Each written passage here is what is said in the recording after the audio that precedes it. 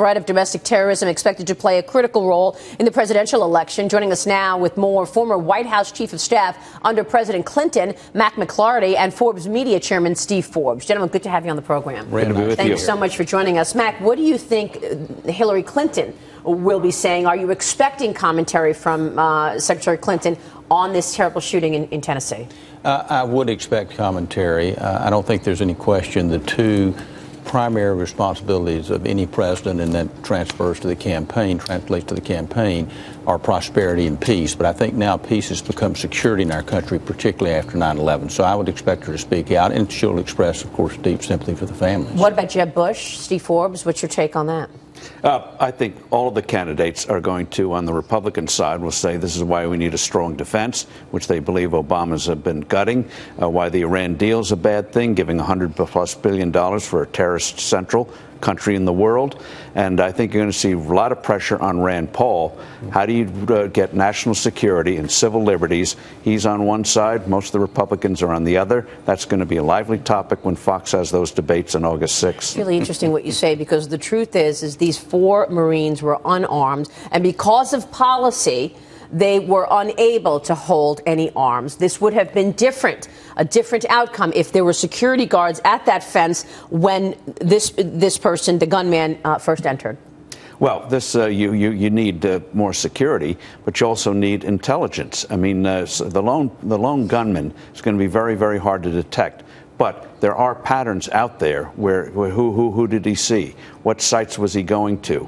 And so you're not going to be able to stop all of it. But I think there's a lot more we can do to anticipate and nip some of this in the bud. This is what we've been talking about this morning. Yeah, exactly. And when you mentioned Steve, Rand Paul and his, I mean, he fights for civil liberties, but the central issue, particularly with Twitter and the recruitment of people on Twitter via ISIS. People always say, well, you have to be careful how many accounts you shut down or how much you intervene because it's free speech. All of these social media companies already crack down on free speech because they already suspend accounts. They already, for a variety of reasons. But they didn't shut down this blog. I mean, I know it was encrypted, but, could we have done something to get in front of this? And because of the authorities, because the FBI will be going through this young man's computer and going through any kind of electronic footprint that he left, we will find out in future days. However, this young man's father was investigated by authorities many years ago for giving money to an organization with possible terror ties. He was questioned about a trip abroad. So his father was at least on the radar of authorities some years ago. The whole picture of national security. One of the reasons these lone wolves are attracted to ISIS and those kind of activities is they are seen as on the ascending. They're seen as winning, and we're seen as losing.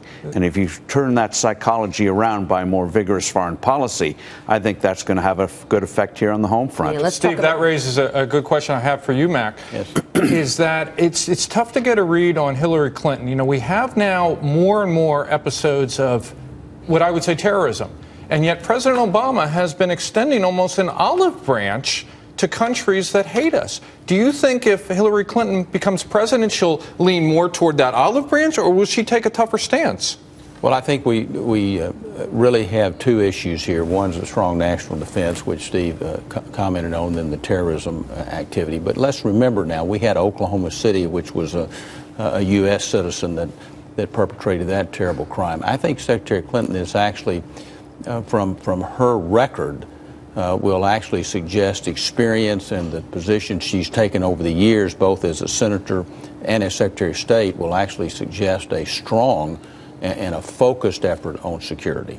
Now, I do think what's also needed here is much more coordination, communication between the FBI, the national agencies, and the local agencies. I think that's key in this lone wolf type situation. What has she said about Iran? I mean, we haven't heard her take on these Iran negotiations and this new deal.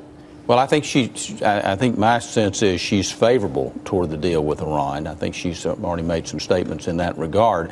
And I think, look, there's a sharp difference of opinion here, Maria, in terms of what is the best for our security and peace. That's really the debate we're going to have in the Senate. Absolutely. Steve, what do you think?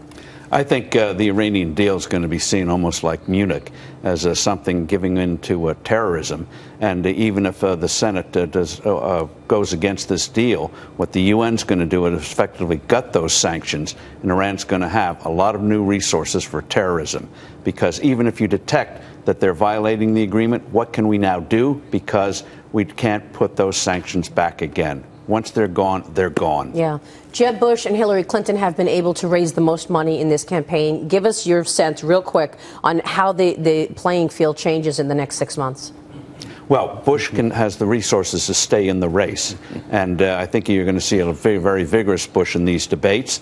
The key thing is how they react to Donald Trump, who is now the front runner, and how he reacts when he starts to get even more arrows going his way. Yeah. That's why this debate's going to have huge ratings. And the Democratic side, we should point out Bernie Sanders Bernie rising Sanders as well. is drawing big crowds. I would think the Republican side's a little bit more interesting at this point than the Democratic. That's a typical Southern way of saying it. That's a bless your heart moment when you talk about Donald Trump being interesting. You say what you really mean. I'm going to let Mack. Mr. Trump just play out as things evolve here in the Republican side. But Trump and Sanders both are tapping into deep dissatisfaction of what is happening in the country today. I agree with that. Yeah, okay, we will leave it there. Former Clinton Chief of Staff Mack McLarty, Steve Forbes, thank you very much.